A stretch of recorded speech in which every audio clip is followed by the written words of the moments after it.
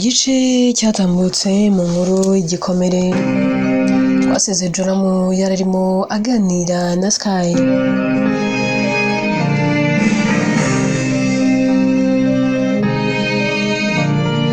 Sky ntabwo yarari kumva ibyo Joram ari kumubwira.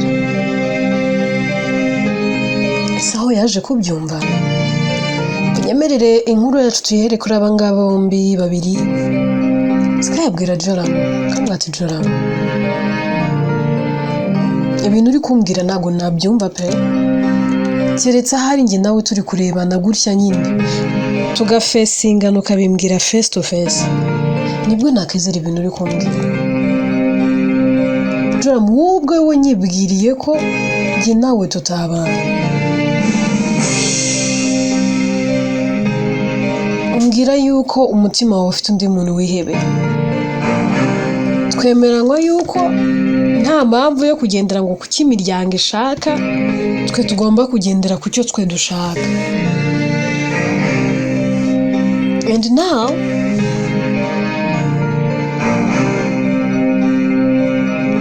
uri kumbwira ngo wahinduye intekerezo, umukobwa yaraguhemukiye. Ese ibyo bintu wabitekerejeho neza? Umutima wawe uri guhamanya n'icyo ushaka? Ntabwo just ntabwo ndi kubisobanukira. Uri kugira ngo nkubere ubuhungiro bw'amarira n'agahinda ufite. Ko bavuga ko imitima ikomeretse indi. Joram, aho uzambera intahemuka? Joram ati Sky, ufite ubwoba bw'iki? Uranzi nanjye ndakuzi.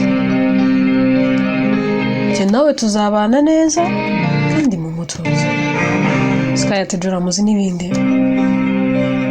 Ngiye gushaka ukuntu ntega nzi ibi bintu tubiganire, ntabwo twakomeze kubivuganira kuri telefone.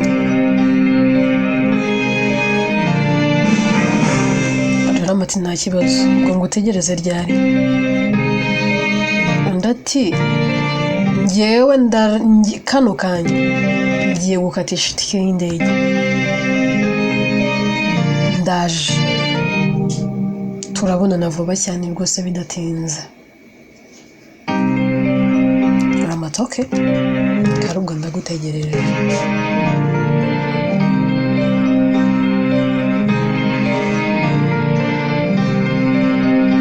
Joram ava kuri telefone, Victor yamwumva. Kabwa ati se Joram, byose wavuganaga na Sky nabyumvise. Icyemezo ufashe ntabwo uzacyicuza.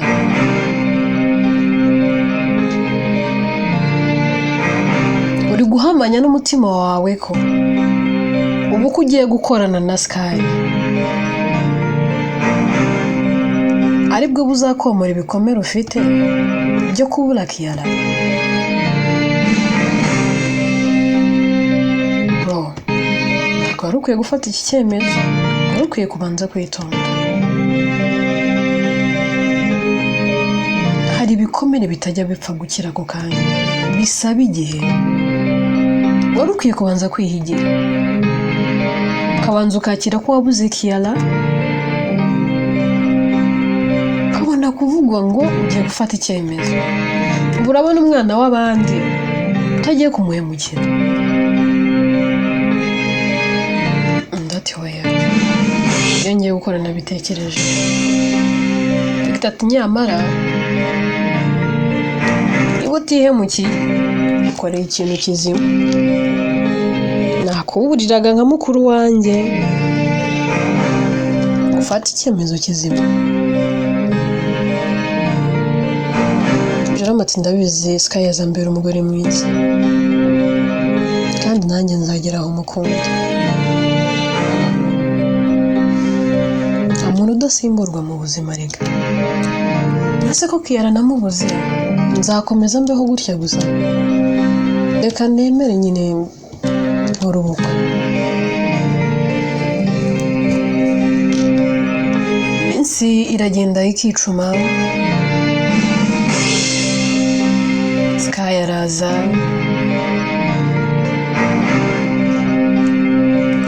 akigera mu Rwanda asanga Joram yaramutegereje akamwakira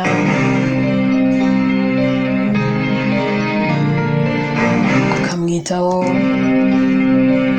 ari nakamubaza niba ameze neza amubaza niba atananiwe ndatoya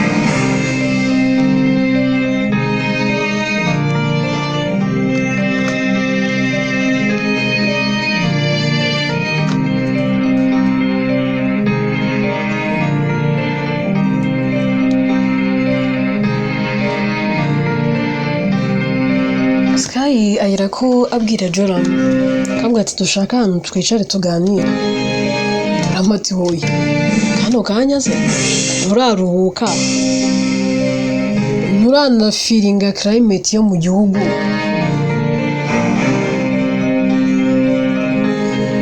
umunaniro ni wose ngo tujye kuganira Sky ati dukeneye kuganira niwe wanzanye nta kindi cyanzanye nakubonye ibyo umunaniye ro byihorera njye nawe dukeneye kuganira nkeneye gufesingana nawe nkamenye ese wari uri serious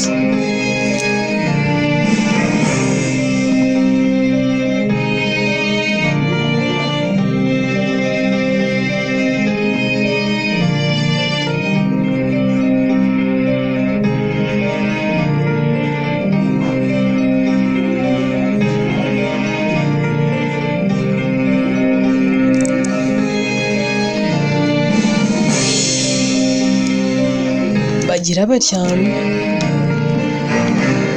bagashaka ahantu hatuje bicara ubundi ngo baganire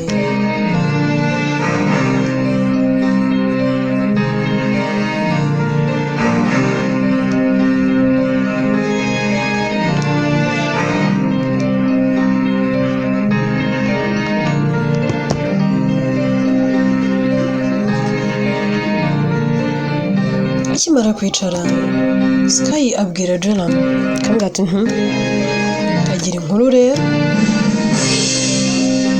ngo wahinduye intekerezo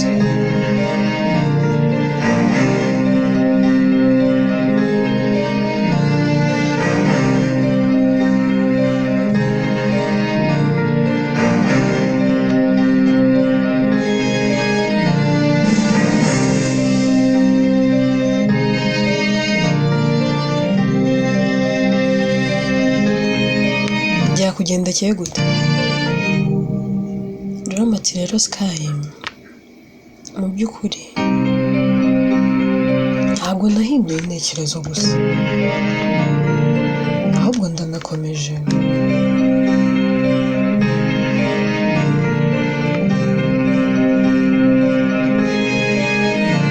mubwije ukuri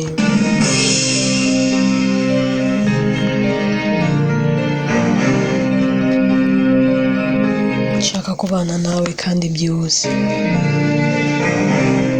Sky ati none se ubwo urankunda ntabwo just gusa urarebye ubona nta yandi mahitamo ufite ubona nyine nta kindi kintu cyo gukora ufite avuga ati pasi reka mungire kuri Sky genda ntabwo ngomba kukubera therapist nze hano ngo ukansoringa ibibazo byose ufite Joram ati wivuga gutyo Sky reka nkubwire nakunze umukobwa witwa Ayla Kiana kwanza kumukunda byaje nyuma nabonaga nyine ari agakobwa kari aho ngaho k'agaturage katiyitaho ntabwo ndi buguhisha ndakubwira buri kimwe aba ni wowe wamuzanye mu rugo aje nka maid atangira akora mu rugo ariko igihe cyose nyine ndi mu rugo akanyitaho so uburyo ari hambo n'uburyo ateyemo nibyo byagiye binyattracting iyo umaranye umwanya munini n'umuntu hari igihe ugera ukamukunda naje kwisanga rero umukunda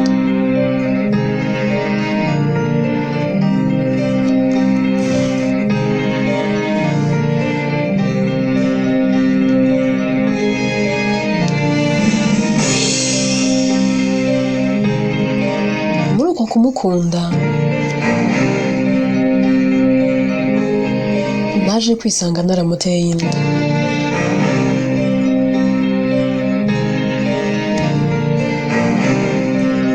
Usanga nyine naramuteye inda, gusa nayimuteye naratangiye kumukunda.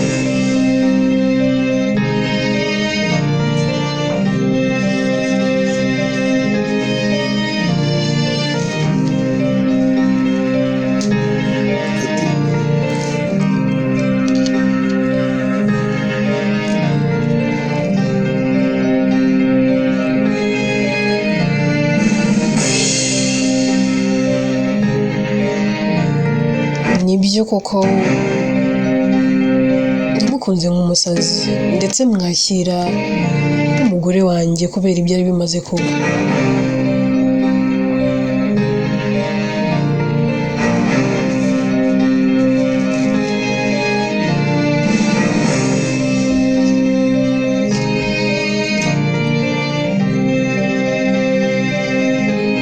Ikindi kintu cyabaye, numvise hari ikintu gihindutse muri njye, urukundo ruriyongera, ariko mama ntabwo yigeze amwakira nangwa se ngo amukunde.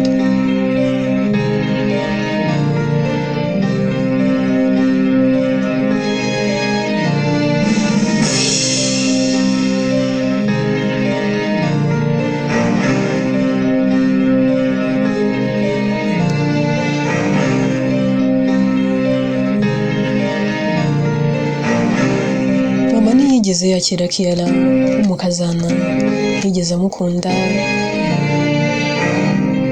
ngo inkandagira ibitabo, ngo ni maidi.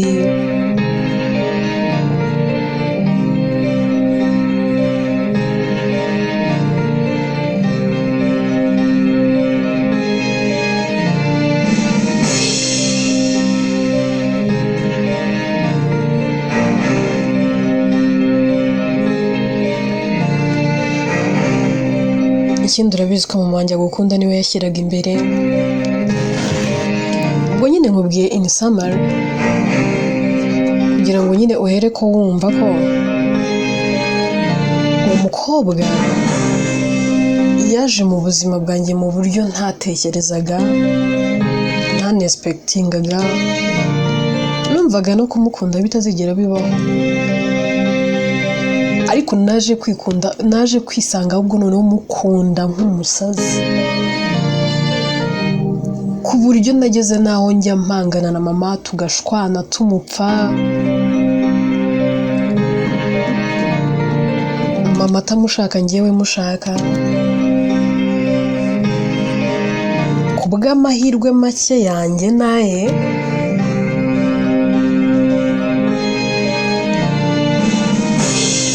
ikintu cyabayeho ni iki: inda yari atwite yaje kuvamo. Uvuyemo ndababara, mama nyumvisha uburyo umukobwa yayikuyemo abishaka.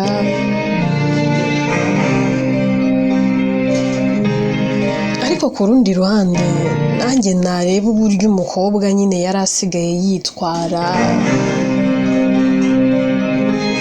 uburyo yajyaga ambwira ngo sinkamukunde, ntabwo akwiye gukundwa nanjye, ibintu byinshi, nanjye nkumva ko yaba yarabikoze abishaka. Narababaye ndanamurakarira, turanabishwanira yewe. Ikintu cyabayeho ni kimwe, twarashwanye, yewe ndanamukubita. Sky ati ngo iki? Waramukubise muhora iki se?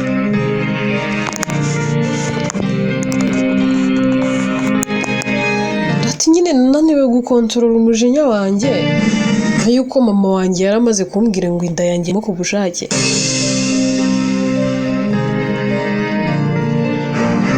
Naramuhemukiye pe, naramukubise ndamunoza kandi yaramaze igihe gito yavuye kwa muganga. Sky atari ku umusazi, wowe wari ukwiye no gufunga, uriterwa kubita umuntu. Mbese muri iki gihugu hari umuntu ugikubita umugore we?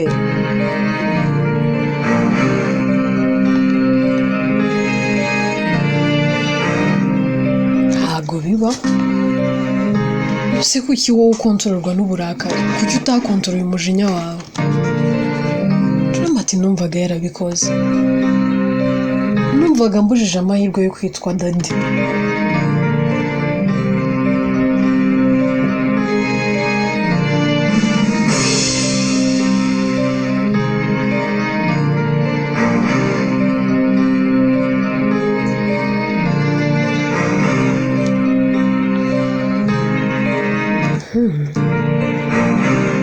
umva bikomera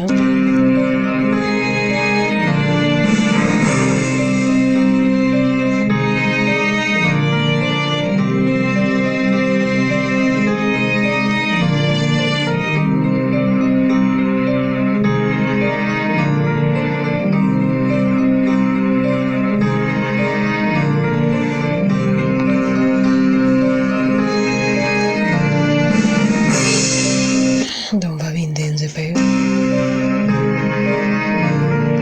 bombi basa n'abacecetse umwanya munini Sky yagira akabaza Jola akavuga ati none se ubwo bimeze bite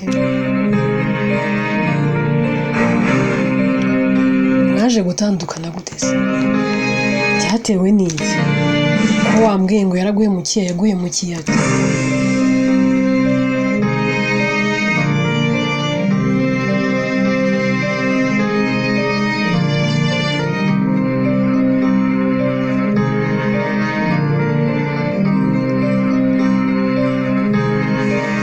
Dramati ntabwo ariwe wamemukiye ahubwo ni njye wamuhemukiye naramubabaje naramutengushye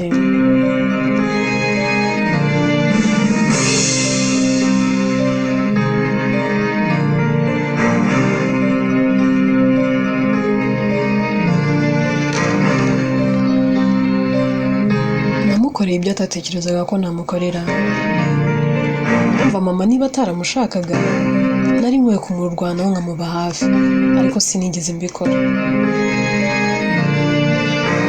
gusa nyine twaratandukanye Sky atoya akwiye gusaba imbabazi uwo mwana w'umukobwa mugakomezanya Dramati ntawe ugihari yaragiye nta muntu wo mu rugo wamuhamagara twese yaratubulokinze ntiyigeze asubiza amaso inyuma ahari yarananyibagiwe kuko hashize igihe bibaye amezi amaze kuba menshi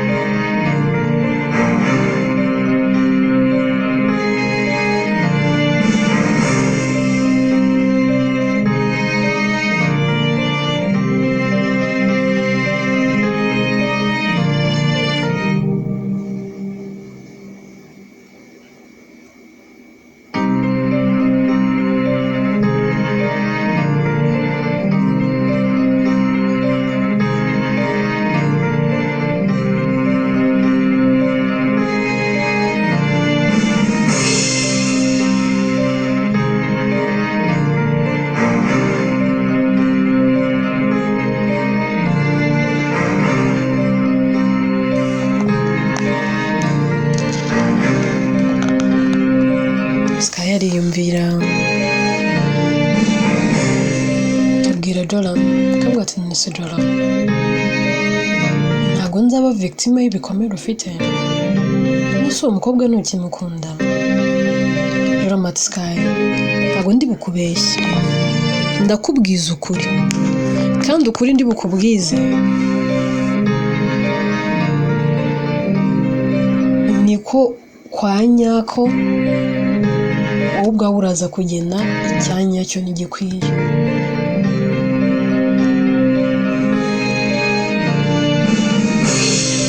nibyo koko ndacyakunda Kiyana ariko ni ukubera ko ntago kano kanya umutima wanjye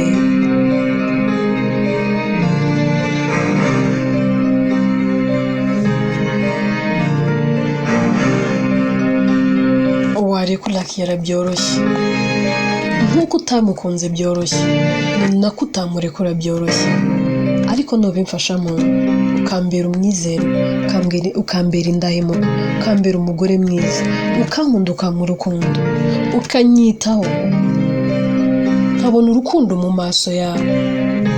Ndabizi neza umutima wanjye uzagukunda. Urukundo ntirugira umupaka. Umutima ukunda uyu ejo wakunda undi. Ese ubu tuvuga ngo mu buzima bwanjye nakunze Kiara wenyine, hari n'abandi nagiye nkunda ariko umutima wanjye warabarekuye. Kiba ari ikibazo cy'igihe gusa, naho ubundi umuntu aribagirwa. Basi mpa impamvu zo gutuma umutima wanjye wiyumvamo wowe, kandi ndabizi wabikora Sky.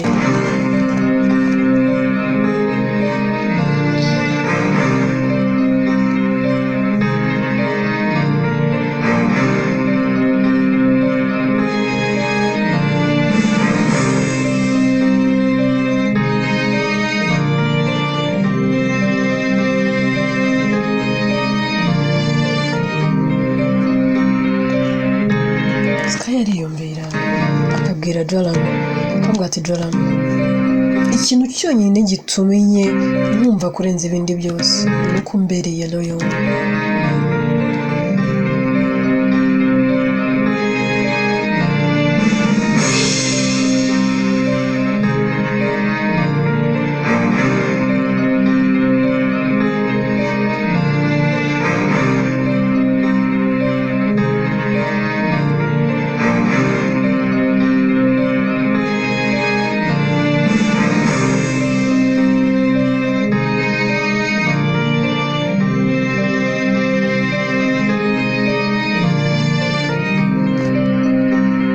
Ibyo byonyine nibyo bimpaye imbaraga zo kuba nakubwira yego.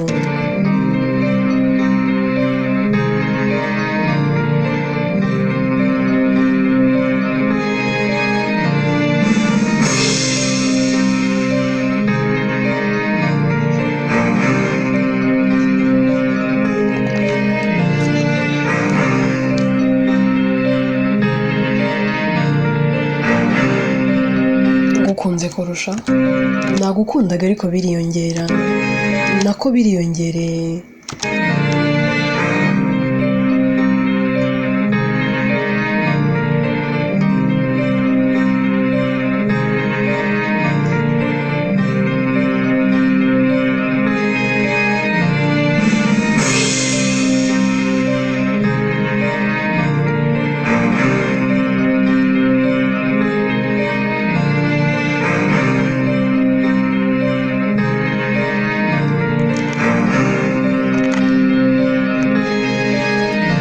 Gusa nyine nanjye nkeneye igihe cyo kwitekerezaho.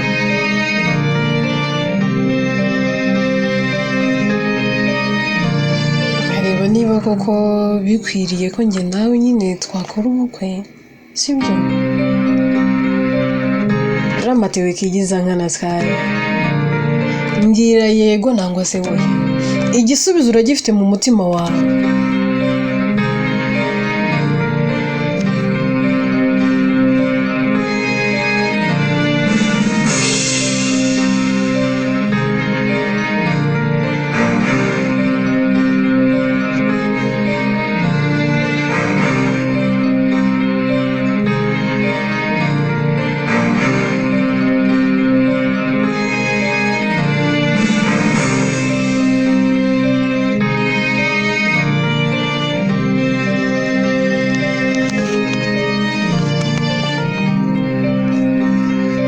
Sky yariyumvira,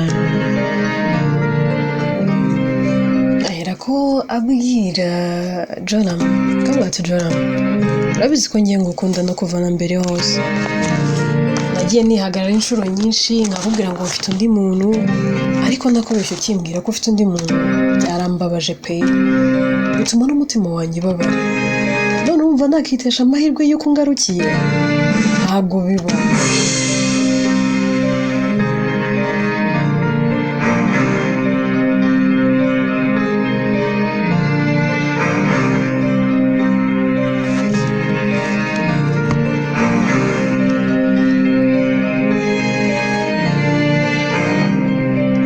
Turakomeje se?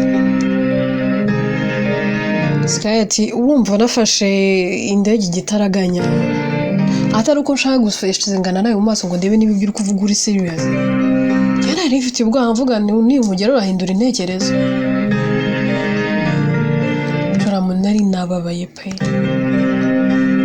Baze hari ahantu tuba kudatingana n'umuntu biba bigoye kubera ukuntu buri muntu wese aba yihugiyeho, buri muntu wese aba afite ibintu yitayeho, buri muntu wese aba afite ibintu nyine ari kureba akabona nyine nibyo bintu byiwe ashaka gutaha igihe cyiwe.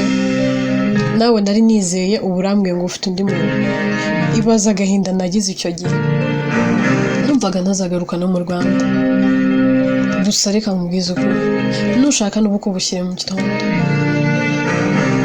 Njye naragiye ngo ndagukunda.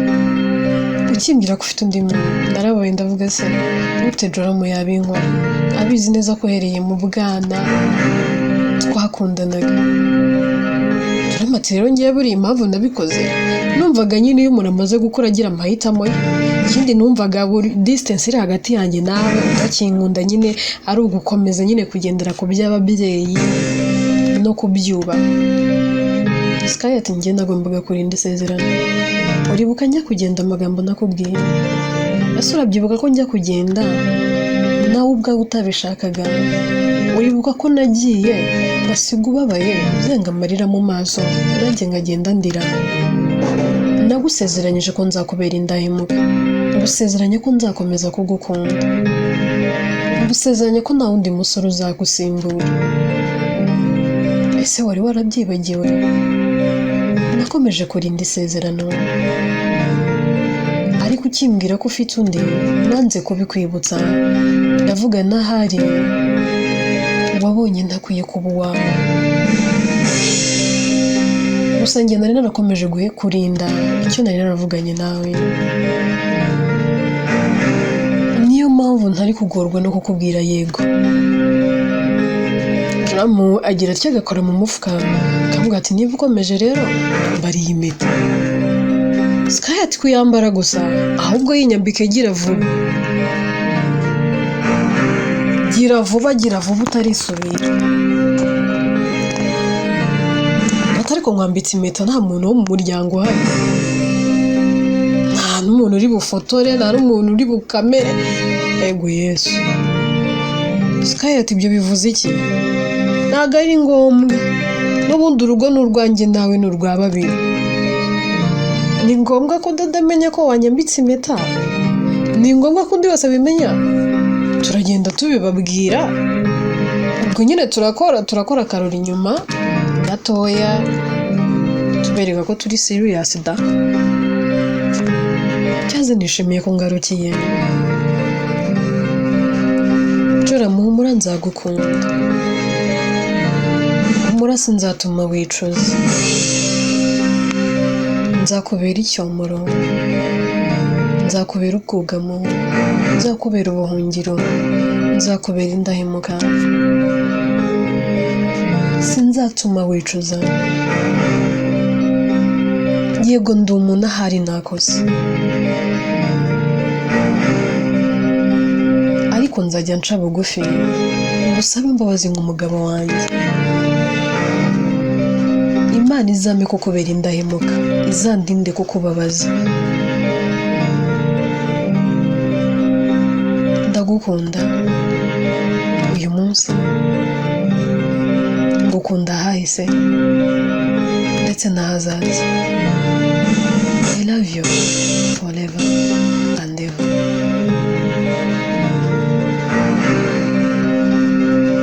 Joramu ahera ko ahobera Sky. Akimara kumuhobera ahera akamwambika ya mpeta.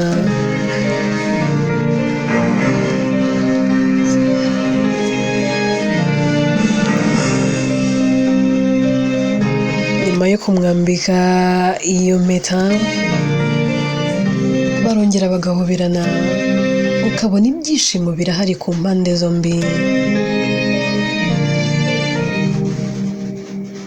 Bagira batya bagahaguruka bakagenda bakavuga ati reka twerekeze mu rugo tujye kubabwira inkuru nziza. Inkuru yacu reka tuyisubikire ahangaha, ese drama ibintu akoze bimuvuye ku mutima?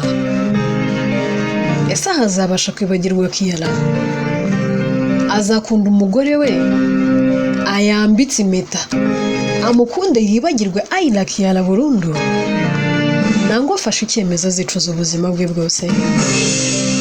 Ngo yitwa Igikomere, njyewe nitwa Atiti Obvious, ninjye yandika kandi ni nanjye wibagizaho.